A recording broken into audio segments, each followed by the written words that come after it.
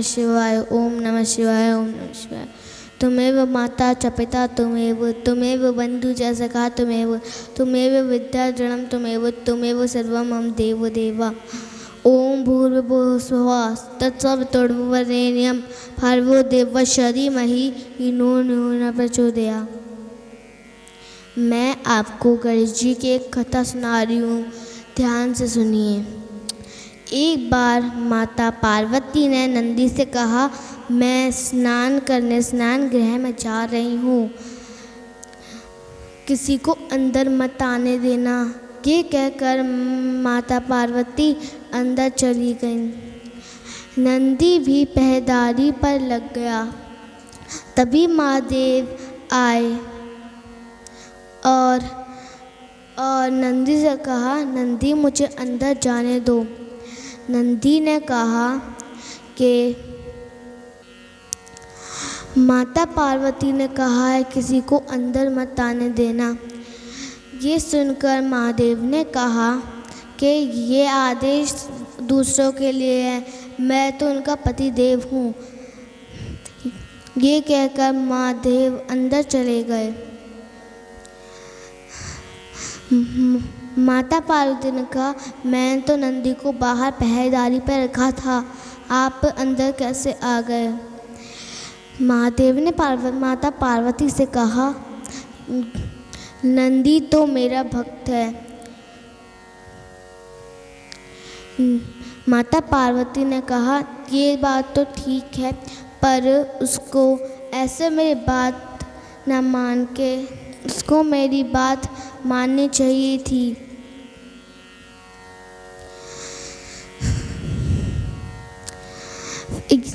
ये सुनकर महादेव ने कहा, उससे ऐसी गलती हो जाती है, वो थोड़ा नादान है।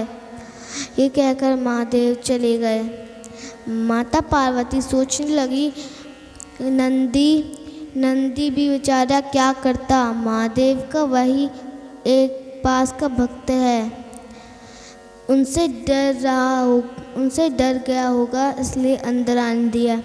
ये कहकर माता पार्वती ने एक अपना खुद का पुत्र को पहरेदारी पर रखा, जिसका नाम गणेश था। और माता पार्वती ने गणेश से कहा, मैं स्नान करने स्नान गृह पर जा रही हूँ, मेरी बिना अनुमति के किसी को अंदर न आने देना जब तक मैं ना कहूँ। गणेश जी ने कहा, ठीक है माँ, आप चिंता ना करें। ये कहकर गणेश जी से ये कहकर माता पार्वती अंदर चली गई। गणेश जी ने वहीं पास में रखा एक डंडा उठा लिया और पहरेदारी करने लगे। तभी महादेव फिर से आए और कहने लगे, बालक तुम कौन हो? तुम कौन हो? गणेश जी ने कहा, मैं गौरी पुत्र गणेश हूँ। उसके बाद गणेश जी ने कहा कि अगर आपको अंदर जाना है तो आप बाद में आइए। माँ पार्वती ने मुझे आदेश दिया है कि जब तक वो ना कहें किसी को अंदर ना आने दिया जाए। ये सुनकर महादेव ने कहा कि देखो बालक, ये आदेश दूसरों के लिए है, मेरे लिए नहीं, मैं तो उनका पति देव हूँ। लेकिन गणेश ने उनकी बात नहीं मानी और उनको अंदर नहीं जाने दिया। ये देखकर महादेव ने कहा कि देखो बालक, तुम जानते नहीं मैं कौन हूँ। गणेश जी ने कहा कि मैं अच्छी तरह से जानता हूँ आप कौन हैं, आप महादेव हैं। तो महादेव ने कहा, अगर तुम जानते हो मैं महादेव हूँ तो तुम्हें मुझे अंदर जाने देना चाहिए। पर गणेश जी ने अंदर नहीं जाने दिया। तभी नंदी आए और उन्होंने कहा, नंदी ने शिव जी से कहा कि महादेव देखिए छोटा सा बालक है, मैं इसको संभालता हूँ। फिर महादेव ने कहा अगर ये नहीं माने तो इसको ज़बरदस्ती हटा देना। नंदी ने कहा देखो बालक, तुम जो भी हो हट जाओ, तुम जानते नहीं महादेव को कितना गुस्सा आता है। अगर उनको गुस्सा आ गया तो तुम्हारी जान को खतरा हो सकता है, इसलिए मैं कहता हूँ अभी उनको जाने दो। पर गणेश जी ने नहीं माना और उनको रोक लिया। अब नंदी को गुस्सा आ गया। फिर नंदी ने गणेश जी को ज़बरदस्ती हटाने की कोशिश की, लेकिन नाकाम रहे। गणेश जी ने नंदी को उठा के पटका। तब नंदी भगवान भाग के महादेव के पास आए और कहा कि उस बालक ने मुझे बहुत मारा। ये सुनकर महादेव ने अपने सैनिकों को भेजा और कहा कि जाओ उस बालक को हटा दो, लेकिन वो सभी सैनिक नाकाम हो रहे थे। तभी ब्रह्मा जी ने कहा कि ये क्या कर रहे हैं, एक बालक पे सिपाहियों से वार कर रहे हैं, मुझे उस बालक को समझाना होगा। अगर महादेव को गुस्सा आ गया तो बहुत ही अनर्थ हो सकता है। ये कहकर ब्रह्मा जी वहाँ चले गए और बालक से कहा, गणेश जी से कहा कि बालक देखो, तुम जानते नहीं हो कि महादेव का गुस्सा कितना अनर्थ कर सकता है। अगर तुमने उनकी बात नहीं मानी तो कैलाश पर्वत को नुकसान भी पहुंच सकता है, खासकर तुम्हें। गणेश जी ने कहा देखिए, मैं किसी से नहीं डरता, आप चाहें कितना भी बहला ले मुझे, अब मैं अपनी माँ का आदेश मानूंगा। ब्रह्मा जी ने कहा ये बालक तो मान नहीं रहा है, मैं इसको एक और बार समझाता हूँ। देखो बालक, तुम जानते नहीं वो कितने खतरनाक है। अगर उन्होंने तांडव किया तो बहुत ही अनर्थ हो जाएगा, कुछ पहाड़ भी टूट सकते हैं।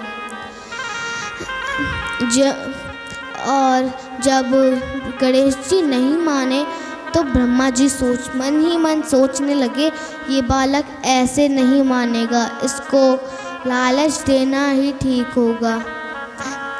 तो ब्रह्मा जी ने गणेश जी से कहा अगर तुमने ऐसा कर दिया, उनको जाने दिया अंदर, तुम्हें धन की प्राप्ति, धन दे सकता हूँ। तो गणेश जी ने कहा कि आप इन चिकनी चुपड़ी बातों से किसी को भी फंसा सकते हैं, लेकिन मुझे नहीं। चाहे कुछ भी हो जाए, आप मेरा सर धड़ से ही क्यों ना अलग कर दे, पर मैं अपने आदेश का पालन करूँगा। तब ब्रह्मा गणेश जी पे कुछ अस्त्र चलाए। जब सारे अस्त्र विफल हो गए तो ब्रह्मा जी सोचने लगे कि इस पर ब्रह्मास्त्र चलाना सही होगा कि नहीं। और फिर उन्होंने सोचा ऐसा नहीं, इसलिए उन्होंने गणेश जी पर सांप फेंके, लेकिन वो नहीं माने। उन्होंने सारे सांपों को इधर से उधर फेंक दिया। अब ब्रह्मा जी भी कुछ नहीं कर पाए। अब शिव जी को बहुत गुस्सा आ गया और वो तांडव करने लगे। नारायण चिंतित हो गए। माँ लक्ष्मी ने पूछा क्या हुआ माँ नारायण, आप इतने चिंतित क्यों हैं? नारायण ने माता लक्ष्मी से कहा कि बहुत ही अनर्थ हो गया। शिवजी महादेव तांडव कर रहे हैं। ये सुनकर माता लक्ष्मी बहुत ही चिंतित हो गईं और नारायण ने कहा हमें अभी वहाँ जाना होगा। लक्ष्मी ने माता लक्ष्मी ने कहा, मैं भी आपके साथ चलूँगी, इसी बहाने पार्वती से भी मिलूँगी। नारायण और माता लक्ष्मी दोनों कैलाश पहुँच गए, लेकिन उन्हें बहुत देर हो गई। शिवजी ने अपना त्रिशूल उठाया और गणेश का सर धड़ से अलग कर दिया। ये खबर माता पार्वती तक पहुंची और वो माता पार्वती भागते भागते अपने पुत्र के पास आईं और उसको सही करने की कोशिश करने लगी। वो बहुत दुखी थी, इतनी दुखी वो जीवन में कभी नहीं हुई थी। माता पार्वती ने महादेव से कहा, आपने अंदर आने के लिए अपने पुत्र को ही मार डाला, आपने तांडव कर लिया। मुझे नहीं पता था आप तांडव करेंगे। अंदर आने के लिए आपको ये करना पड़ेगा। वहाँ इकट्ठे हुए सभी देव देवता को देखकर माता पार्वती ने कहा, यहाँ पर कोई तमाशा चल रहा था, आप लोग कुछ नहीं कर सकते। ब्रह्मा, नारायण, नंदी, कुछ नहीं किया आप लोगों ने। फिर माता पार्वती ने महादेव से कहा, अगर आप सूर्य देव को जीवित कर सकते हैं तो मेरे पुत्र को क्यों नहीं। तभी ब्रह्मा जी ने कहा कि ये जीवित हो सकता है। अपने सैनिकों को कहिए कि एक ऐसे जानवर का सिर काट कर लाएं जो दक्षिण की ओर मुंह करके सो रहा हो और उसकी माँ अपने बच्चे की तरफ पीठ करके सो रहे हों। पर आपको अपने सैनिक से काम करवाना होगा सूर्य अस्त से पहले, वरना आपका पुत्र कभी जीवित नहीं हो पाएगा।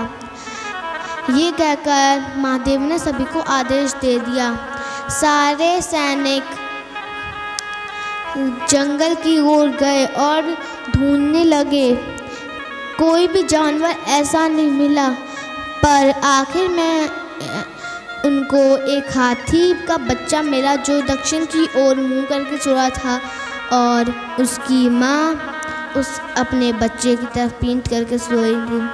नंदी और सभी सैनिकों ने उसी हाथी का धड़ सिर लेके महादेव को दे दिया और महादेव ने जब ये देखा तो उन्होंने कहा कि माता पार्वती इसको कभी नहीं लेंगी।